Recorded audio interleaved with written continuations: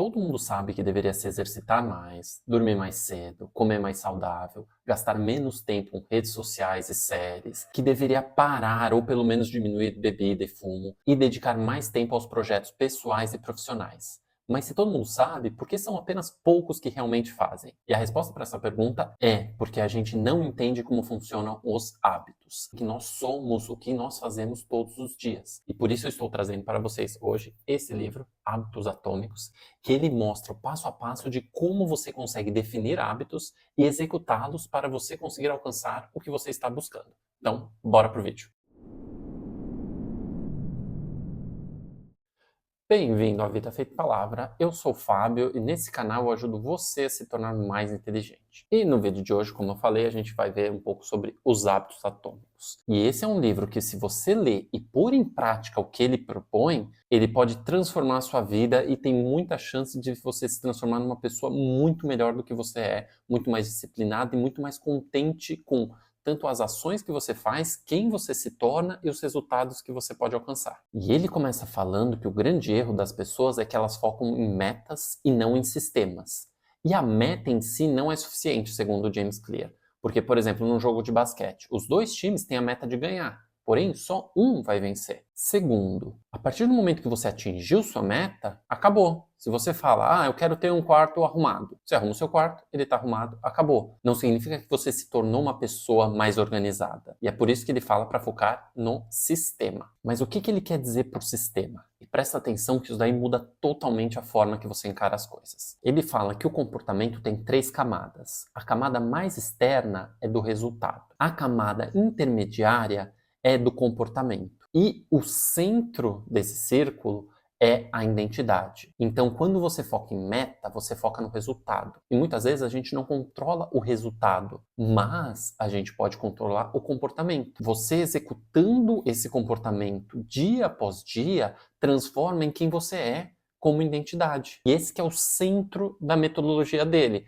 que você foca no comportamento para mudar a identidade e com isso você vai impactar os resultados. E ele dá um exemplo que é muito claro, que é quando alguém está tentando parar de fumar. E aí você pergunta para a pessoa, você quer um cigarro? A pessoa vai responder, não, eu estou tentando parar de fumar. Agora, quem foca no comportamento e na identidade vai falar, não, obrigado, eu não fumo. Porque esse sou quem eu sou. Eu sou uma pessoa que não fuma. E ele fala aqui na página 14. O objetivo não é ler um livro, o objetivo é se tornar leitor. O objetivo não é correr uma maratona, o objetivo é se tornar corredor.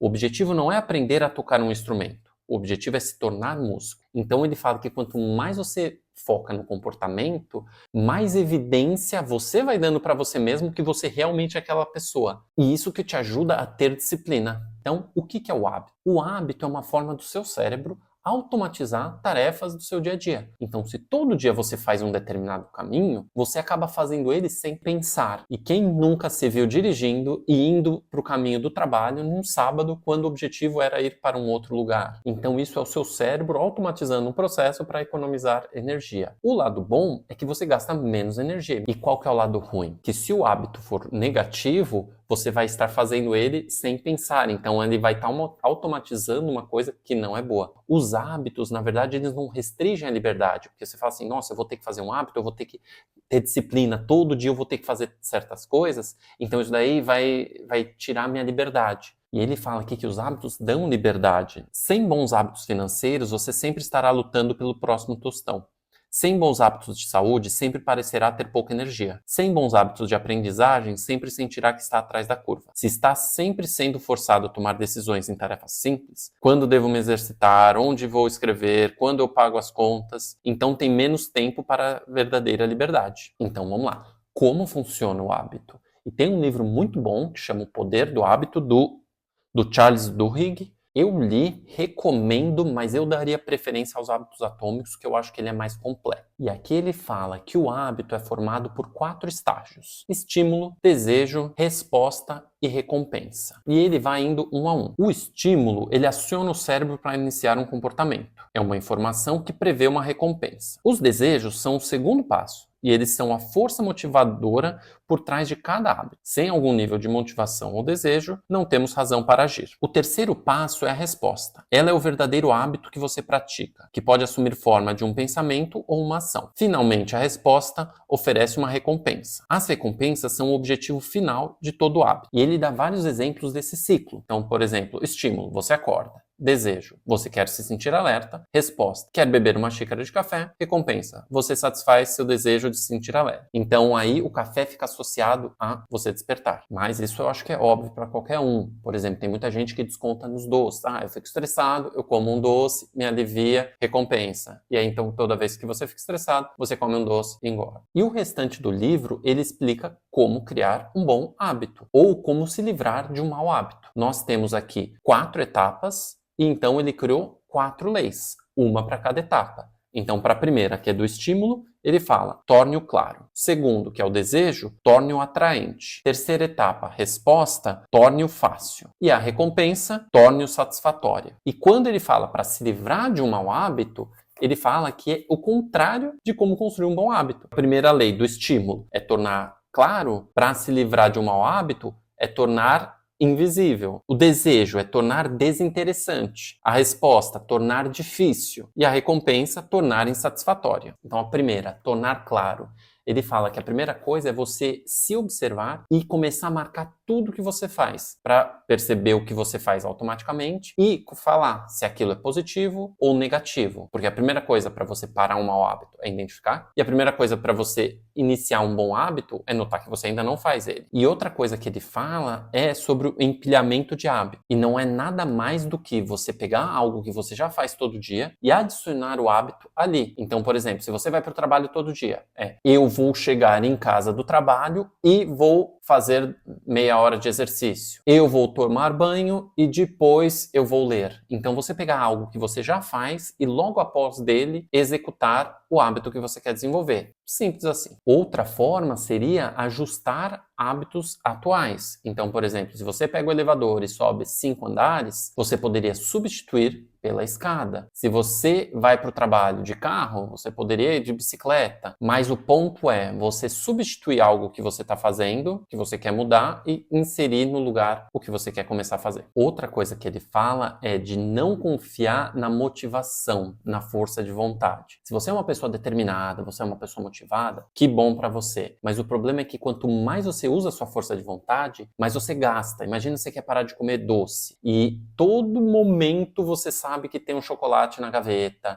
tem um doce no armário, você sempre anda com umas guloseimas na mala, sempre tem alguma coisa no bolso. Cada vez que você fica com vontade e se nega a comer, você vai se cansando, você vai se estressando, até chegar a um ponto que essa força de vontade pode acabar. Ele fala muito aqui do ambiente. E com ambiente, ele quer dizer que você deixar as coisas de uma forma que facilitem você executar o hábito que você quer. E ele dá vários exemplos. No aeroporto de Amsterdã, em que no mictório eles colocaram uma mosca no meio do mictório. E com essa mosca no meio, todo mundo fazia xixi onde deveria e sujava muito menos. E com isso eles passaram a economizar muito de produtos de limpeza. E o mais excepcional que eu acho é sobre os soldados americanos que foram para a Guerra do Vietnã. Um congressista americano que foi para o Vietnã percebeu que os soldados lá, e eles falam cerca de 20%, estavam viciados em heroína. E surgiu uma preocupação muito grande, todas essas pessoas vão voltar para os Estados Unidos viciados em heroína e a gente vai ter uma crise sanitária, a gente vai ter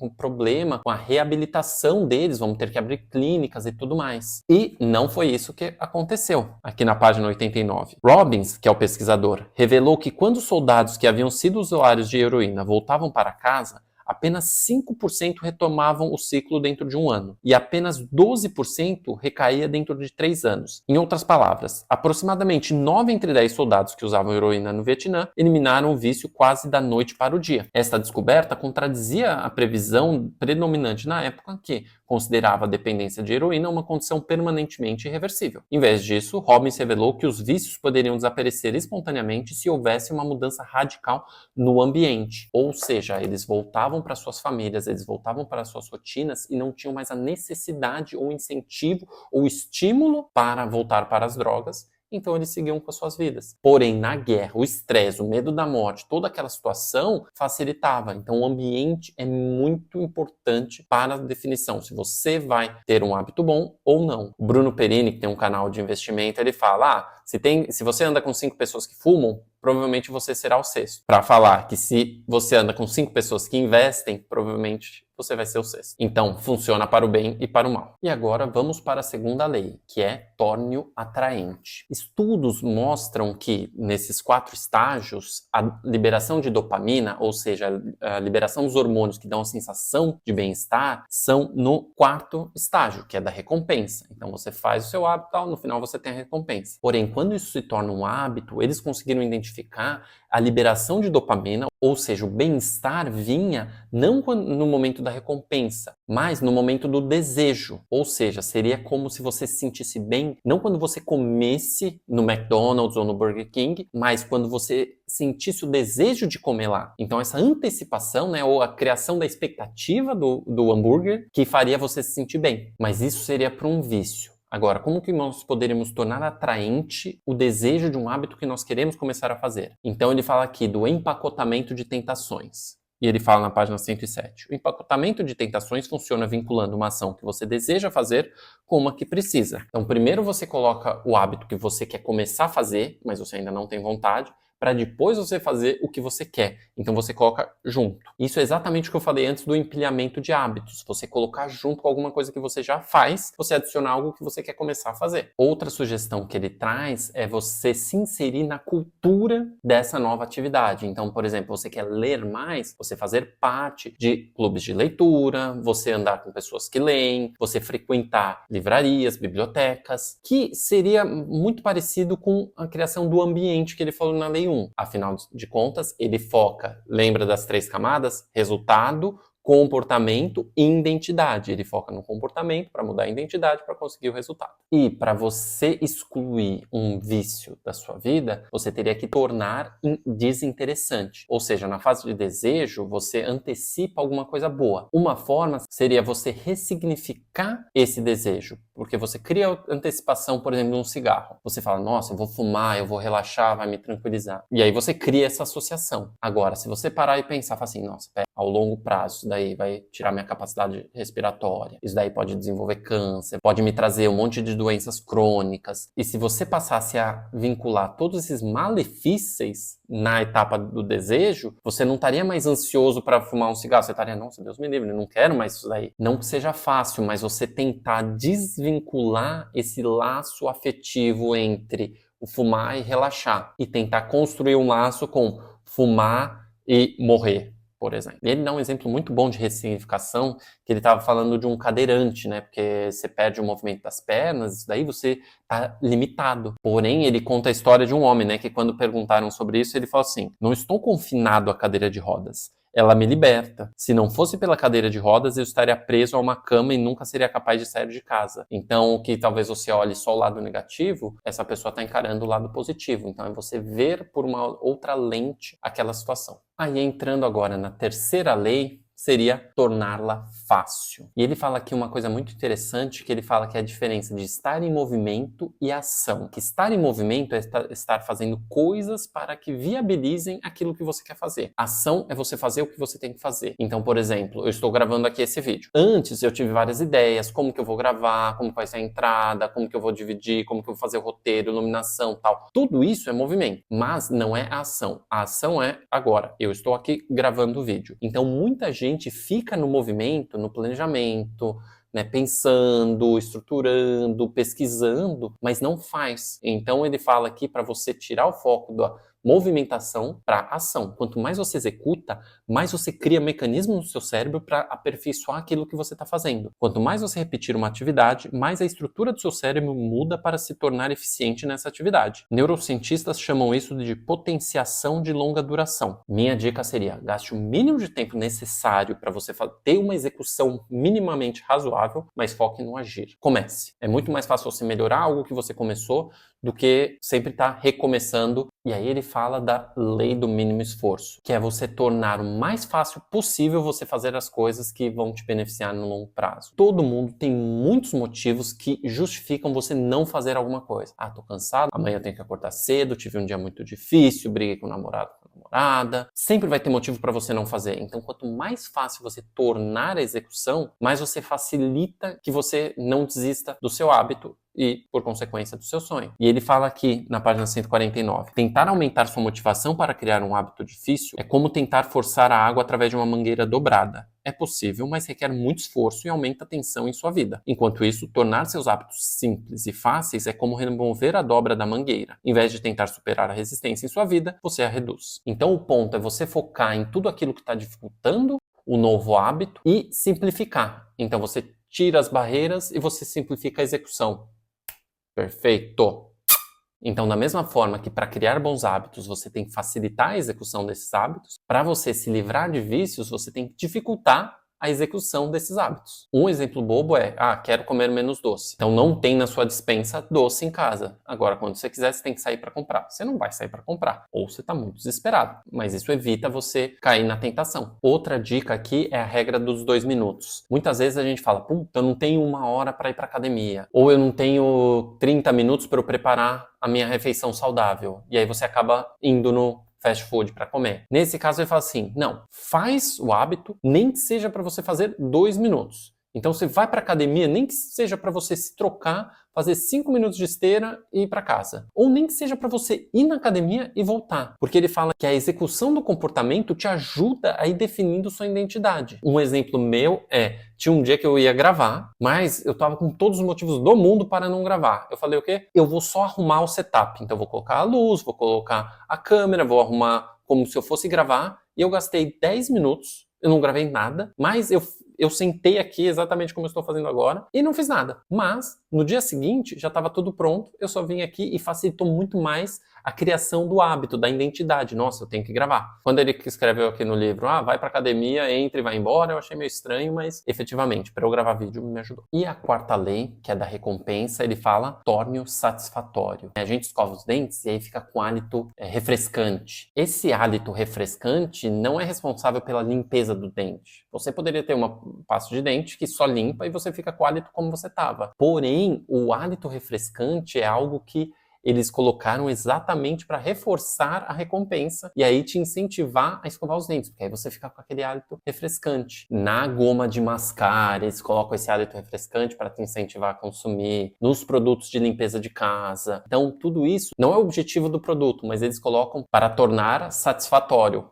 Usando as palavras do próprio autor. Então ele fala na página 182, o que é recompensado é repetido, o que é punido é evitado. E a quarta lei, que é a torne satisfatório, é responsável pela repetição do hábito. Enquanto as 3 primeiras leis, que é de tornar claro, atraente, fácil, é responsável por você iniciar o hábito. E isso é muito importante, que ele fala que as 3 primeiras leis da mudança de comportamento aumentam as chances de que um comportamento seja executado dessa vez. A quarta lei da mudança de comportamento aumenta as chances de que um comportamento se repita. Isso completa o ciclo de hábitos. E a dificuldade de se tornar satisfatório é que normalmente os bons hábitos têm um resultado positivo no longo prazo, de fazer exercício, comer saudável, de estudar, enquanto os maus hábitos têm uma resposta positiva de curto prazo. Você come um doce, se sente melhor. Você fuma, se sente relaxado. E nós sempre valorizamos o bem presente mais do que um bem futuro. Então ele comenta que é interessante você colocar uma recompensa no curto prazo para você manter esse hábito ativo. Por exemplo,